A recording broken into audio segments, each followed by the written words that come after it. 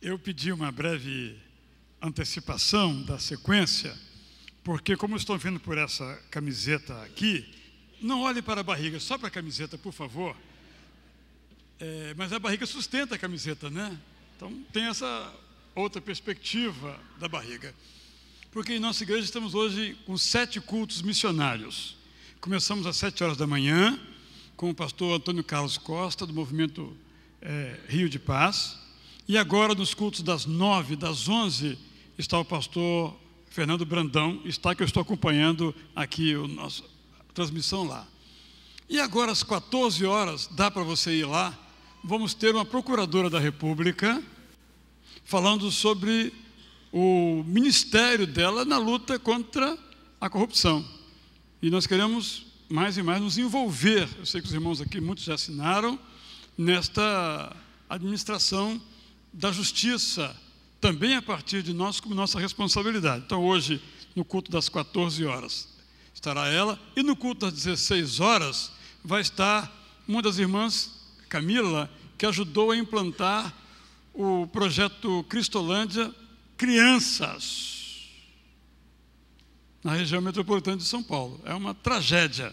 O vídeo, vocês vão ver daqui a pouco, também fala um pouco sobre isso. Nos demais cultos, 16, 18 e 20, os irmãos não estão convidados. Mas nos das 14, 16, sim.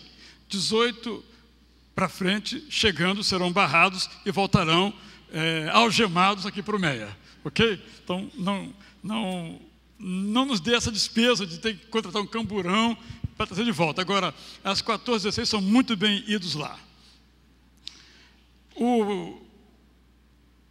Essa Cristolândia tem provocado autênticos milagres, né? Como os irmãos sabem. E um desses milagres é um casal que lá se conheceu e se casou.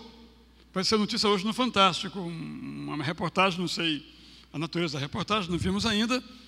E um membro de nossa igreja, chamado Bonavita, que é cineasta, quer fazer um filme, um longa-metragem, ficcional, é claro, contando aquela história.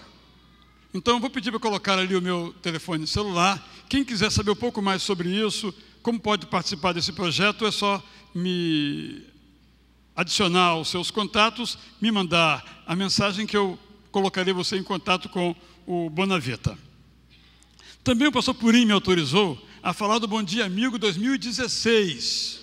Ele já está em fase de produção, estou atrasado com ele, deverá ficar pronto no começo de novembro.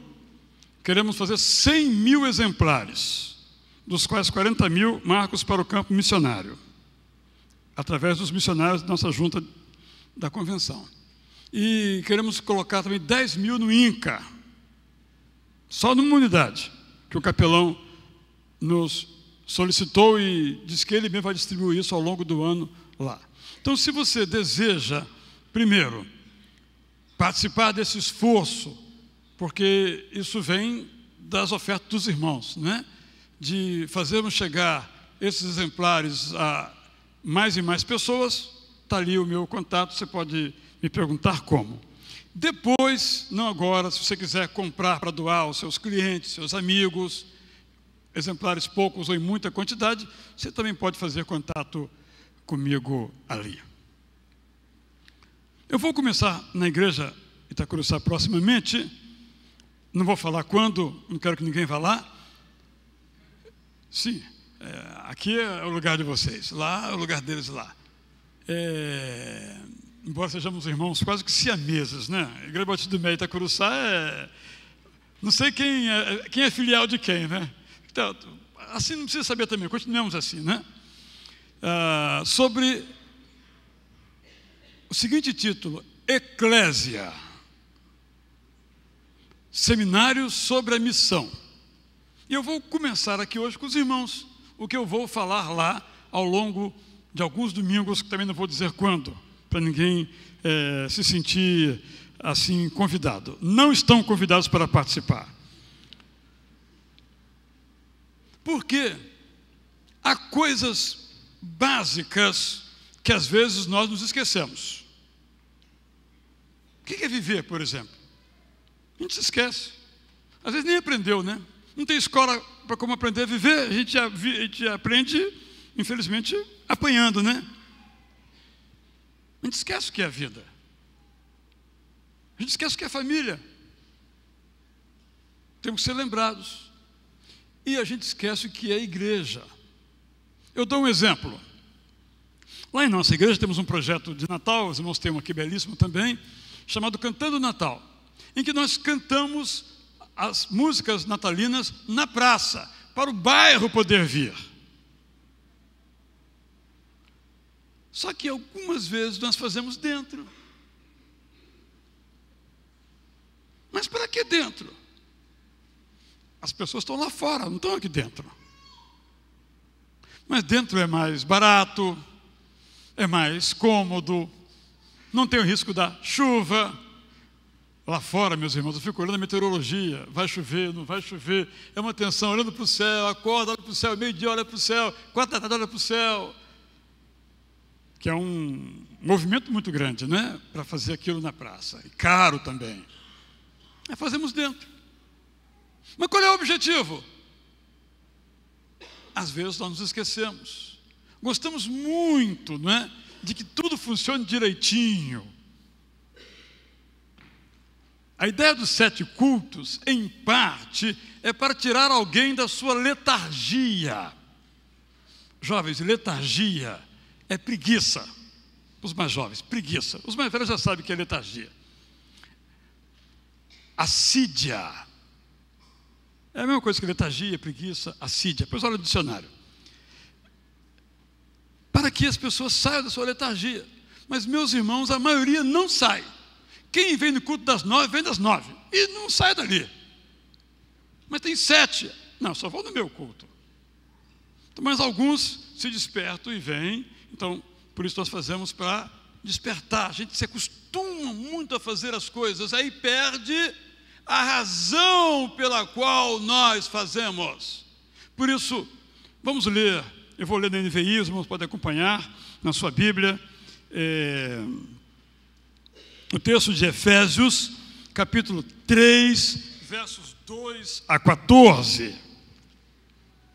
Efésios, capítulo 3, versos 2 a 12, me perdoem.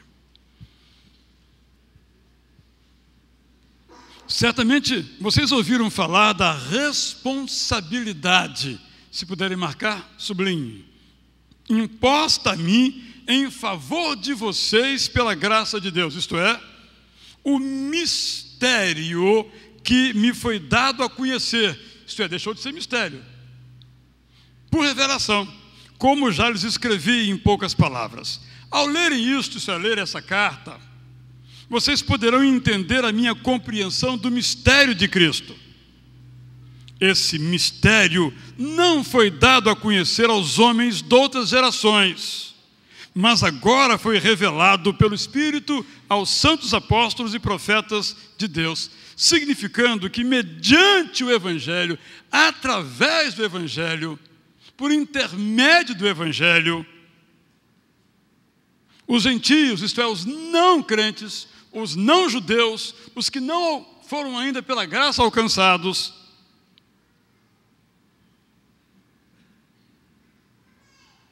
são co-herdeiros com Israel, membros do mesmo corpo, sem distinção, e co-participantes da promessa em Cristo Jesus.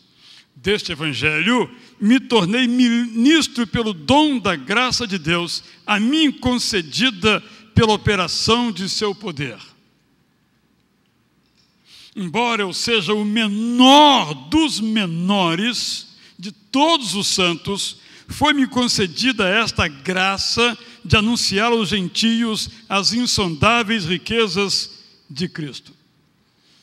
Eu criei em nossa igreja recentemente um grupo no WhatsApp, um grupo de discussão, de conversas missionárias. Só se pode falar de missões. Mandar florzinha, eu corto. Mandou videozinho, eu corto. É só conversa missionária. E eu coloquei como o avatar, ou o ícone, ou qualquer outra palavra que queira no perfil, uma foto do apóstolo Paulo, que eu tirei em Filipos, numa viagem que eu fiz lá recentemente. E ali eu aprendi Primeiro que a Ásia, de que Paulo fala nessa carta aqui, é hoje Turquia. Vi as dimensões da Turquia. É um país de mais de 2.000 quilômetros de leste a oeste e mais de 1.000 quilômetros de norte a sul, quase 3.000 quilômetros. Foi lá que o apóstolo Paulo pregou. Eu andei de balão, né?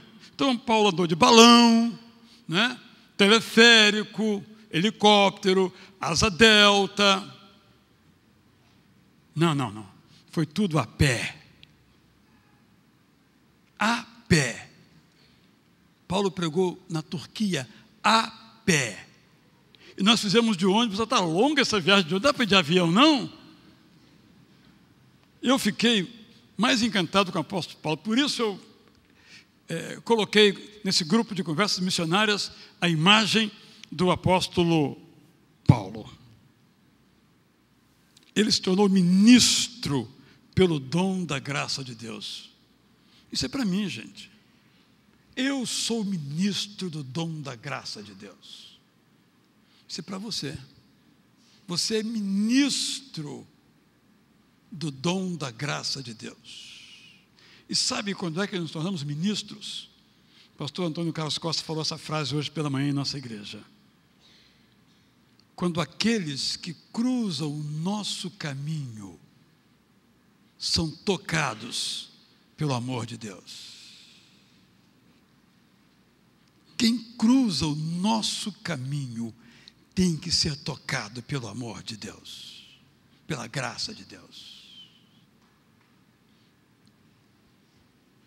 Embora ele fosse menor, assim ele se comprometeu, de modo, verso 9, a esclarecer a todos a administração desse mistério, que durante as épocas passadas foi mantido oculto em Deus, que criou todas as coisas. Agora então o verso 10, magnífico verso 10. Toda vez que eu uso essa palavra magnífico, sublime, para um versículo eu me arrependo, porque o próximo é melhor ainda.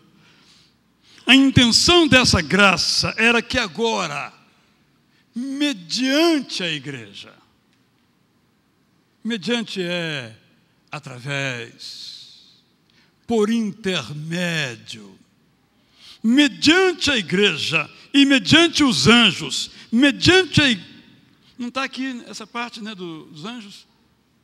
Será que algum copista pulou esse anjos? Só botou mediante a igreja? Será que o apóstolo Paulo errou? Esqueceu dos anjos? É porque é mediante a igreja. Igreja que sou eu, que é você, somos nós reunidos. A gente sabe que não é o templo. Não é a instituição, não é o CNPJ, é o CPF, é o meu CPF, o seu CPF. Isso é a igreja. Mediante a igreja. Para quê? Para que então a multiforme sabedoria, multiforme porque não dá para agarrar, não dá para compreender de todo, é rica demais, profunda demais, se tornasse conhecida dos poderes e autoridades das regiões celestes, de acordo com o seu eterno plano que ele realizou em Cristo Jesus, nosso Senhor, por intermédio de quem temos livre acesso a Deus em confiança pela fé nele. Para alcançar o mundo, Deus usou 3 recursos, só 3 recursos. Primeiro recurso, o povo judeu. E nós compreendemos o fracasso do povo judeu quando lemos a história de Jonas, porque se incrustou na mente dos judeus que a graça de Deus era só para eles. E quando Deus vai pregar lá aqueles ninivitas lá, ele disse: eu não ouvi direito, certamente não é a voz de Deus. Deus jamais falaria uma coisa dessas. Eu aprendi a vida inteira que a graça de Deus é para nós os judeus. Deus nos amou, nós somos o povo escolhido, o povo privilegiado, a geração eleita, o sacerdócio real, a nação santa, mas os babilônios, para com isso. Aí ele resolveu corrigir a Deus. Senhor, o senhor está um pouco equivocado, então eu vou lhe dizer qual é a teologia certa. Por obséquio, então eu vou comprar minha passagem, não para Nínive, mas para onde mesmo? Tarsis. Ninguém sabe onde é que fica, talvez na Espanha. Ou seja, na linguagem assim, para o raio que o parta. Eu vou comprar para o raio que o parta. Porque o Senhor se equivocou. Os judeus fracassaram. Deus usou os judeus, amou os judeus, para os judeus amarem os outros povos. Mas os judeus, que maravilha, maravilhosa graça. Só para eles. Desculpe ter que ouvir essa melodia da minha boca. O Edson Pascoal podia cantar melhor, mas não ensaiaram essa música. Eles só cantam ensaiando, eu canto sem ensaiar. Melhor do que eles. Coitado de mim. Então veio Jesus Cristo.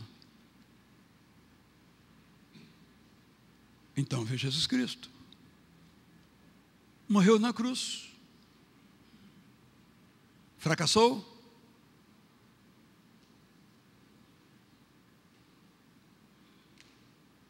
Essa é uma pergunta que aparentemente é de fácil resposta, mas não é. Porque ele disse assim, olha,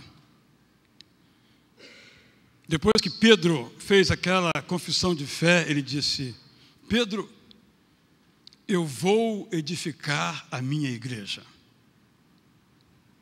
Depois ele disse aos outros discípulos, seguidores de Jesus Cristo, vocês serão minhas testemunhas. Quando nós lemos em Atos capítulo 2, a história, nós encontramos ali o registro da igreja, o terceiro recurso de Deus. E o primeiro sermão pregado nessa igreja não foi para cristãos, não foi para crentes.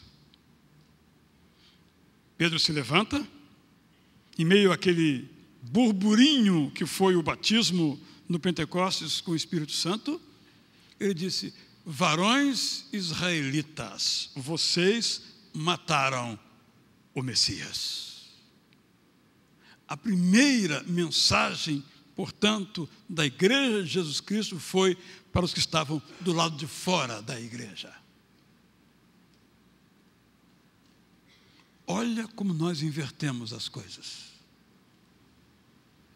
Nós pregamos sempre de nós para nós mesmos. Às vezes na igreja, Paulo, o pessoal pergunta, por que não traz aqui o cantor fulano de tal? Eu digo, para quê? Para encher a igreja de crente?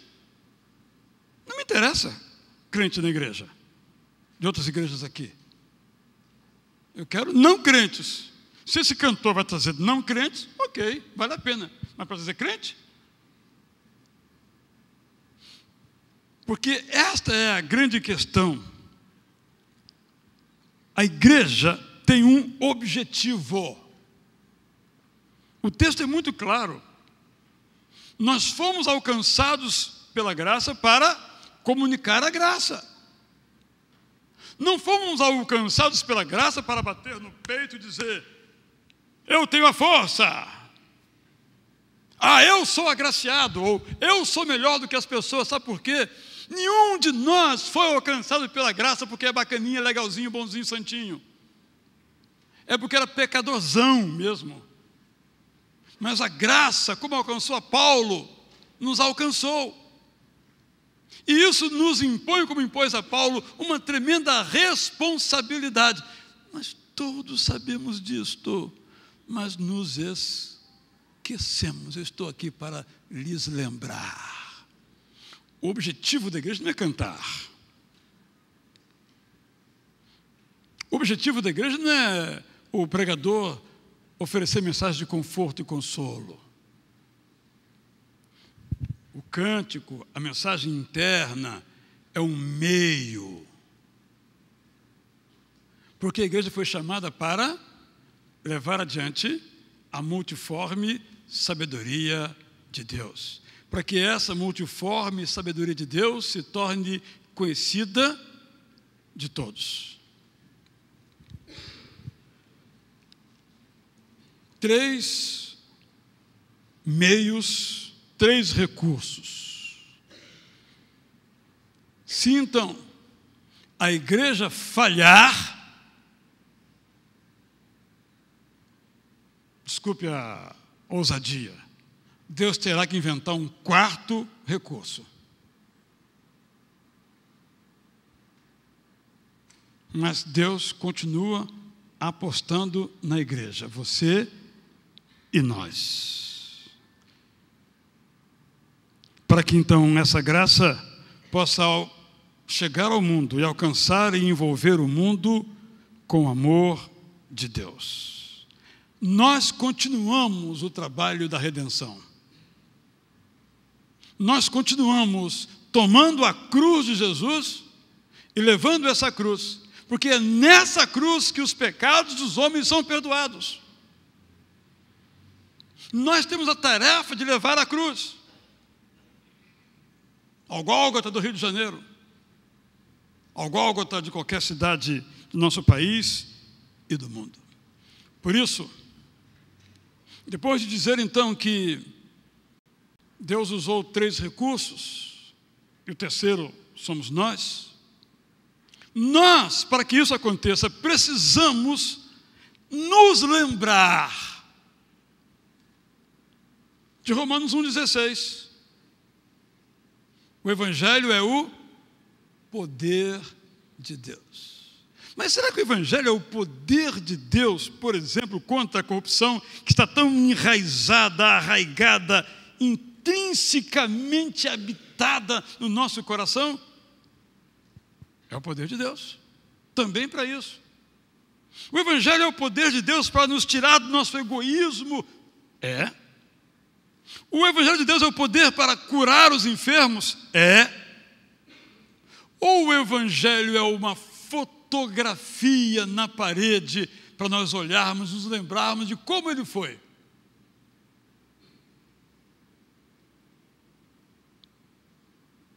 História do Evangelho, ele fazia isso, fazia aquilo, que coisa linda, vamos nos recordar. Não, o Evangelho não foi o poder de Deus. Foi, é e será o poder de Deus. Bill Hybels, no seu livro Liderança Corajosa, conta o sentimento dele quando ele foi visitar os escombros do World Trade Center, símbolo do capitalismo mundial. Então ele percebeu que o dinheiro do mundo não traz esperança para o mundo. Todo o poder da maior potência militar do mundo é insuficiente contra os aviões que derrubam um mega edifício. O mundo precisa de esperança.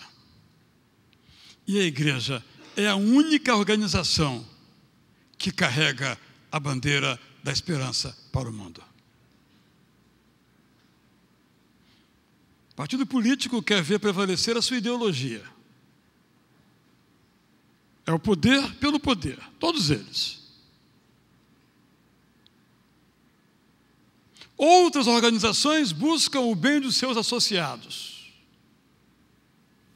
A igreja visa o bem de todos. Por exemplo, para que nos envolvermos lá com os ribeirinhos? Para quê? Vamos ganhar o que com isso? Nada. Ganhamos nada com isso. Por que vamos gastar dinheiro com as cracolândias para transformá-las em cristolândias? Problema nosso isso. Alguém que concorda com o que eu disse? Não. Porque nós queremos que a multiforme sabedoria de Deus chegue aos ribeirinhos e cheguem àqueles que o vício derrotou. Por exemplo, entre tantas outras situações.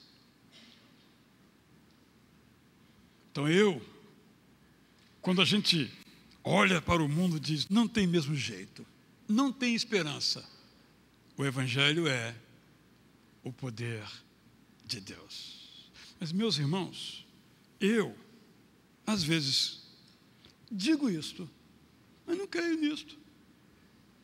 Está tão difícil, está tão complicado, está tão complexa a coisa, que eu me esqueço que o Evangelho é o poder de Deus. Quando nós olhamos para o apóstolo Paulo, olhamos para a condição dos primeiros cristãos, que tinham os imperadores ferozes e poderosos, o cristianismo derrotou o Império Romano. Poder de Deus, que acontece quando nós acreditamos no Deus poderoso do Evangelho. Terceiro lugar, o Evangelho deve ser proclamado ao homem todo. Por alguma razão, nós espiritualizamos o Evangelho. Lembra aquele texto de Isaías que Jesus repete em Cafarnaum, terminando assim: hoje se cumpriu essa verdade nas Escrituras. Eu vim para dar liberdade aos presos, visão aos cegos, audição aos surdos. Eu vim para proclamar o ano aceitável de Deus. Nós pegamos e transformamos que o cego é quem não vê espiritualmente, o surdo é quem não ouve a palavra de Deus. Também. Mas o cego é o cego mesmo que não enxerga. O surdo é o surdo mesmo que não escuta. Porque o Evangelho é para todos. Em suas necessidades espirituais, emocionais e materiais, podemos usar assim a palavra. Porque se um necessitado me procura, eu digo, Deus te abençoe, nada faço, eu tomo o nome de Deus em vão. Como é que Deus vai abençoar o necessitado? Quando eu tiro a mão do bolso.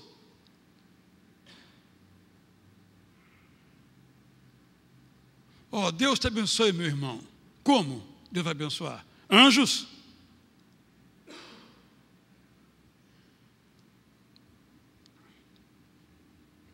O Evangelho, ele é completo. Por isso, uma linda palavra do Antigo Testamento, usada no Novo Testamento, é shalom, como paz traduzido. Mas vocês sabem que shalom é mais do que paz interior. Eu estou bem. Isso não é estar em paz.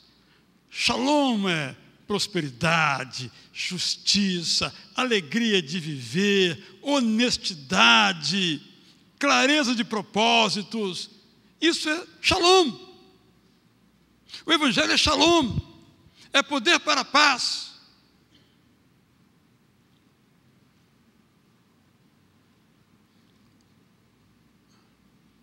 Pregar o Evangelho ao homem todo é reconhecer que o homem tem necessidades que não são apenas as chamadas ditas emocionais ou ditas espirituais, que nós dividimos o que é indivisível. Não é a alma que vai para o céu, é o ser humano que vai para o céu. Quando Jesus voltou ao céu, ascendeu aos céus, foi um corpo glorificado, mas um corpo. Mas nós, por alguma razão, por influência dos gregos, transformamos o Evangelho tão somente numa coisa, entre aspas, espiritual. Então vamos salvar almas. E então atendemos só uma dimensão daquela necessidade, e esquecemos as outras. O Evangelho, ou ele é todo o Evangelho, ou ele não é Evangelho.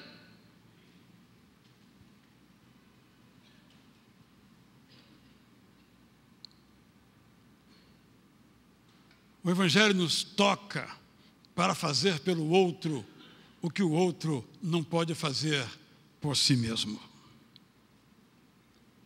E por último, o Evangelho deve ser anunciado em todos os lugares, ao mesmo tempo, sem nenhuma hierarquia topográfica. Primeiro os de perto, depois os de meio perto e depois os de longe.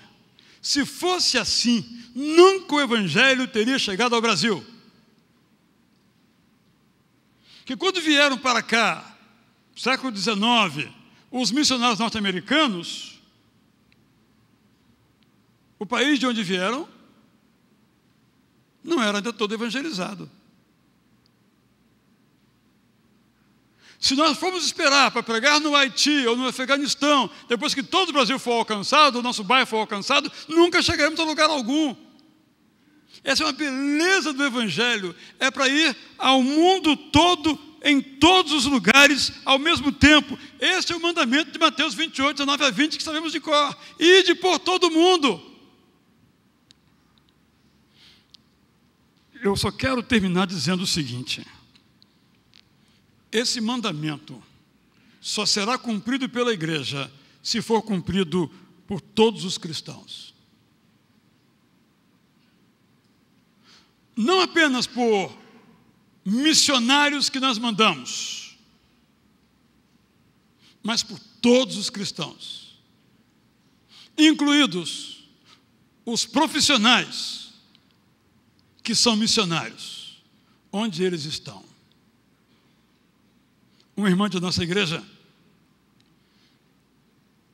trabalhava na Fiocruz como pesquisadora, doutora, ela na área dela. Disse: eu quero ir para o campo missionário. Nós fomos conversando e tal. Eu disse: irmã, ótimo, mas pense bem. Você acha que eu posso pregar na Fiocruz? Eu fui lá uma vez ou outra ser banca de mestrado, mas entrei e saí quase mudo e calado. Mas você pode. Você quer campo missionário mais profícuo, mais desafiador do que onde você já está? Mas a gente se esquece. Você é missionário. Você pode escolher se vai ser bom missionário ou missionário vira-lata. Nada contra os coitados dos animais. Mas para dizer o seguinte: somos missionários, bons ou ruins. O testemunho é bom ou é ruim, mas o testemunho sai da gente. Quem cruza conosco, sai com testemunho. Às vezes seria bom que não cruzasse conosco tal o nosso testemunho, né? Mas nós damos testemunhos. Por isso somos chamados a ser imitadores de Cristo.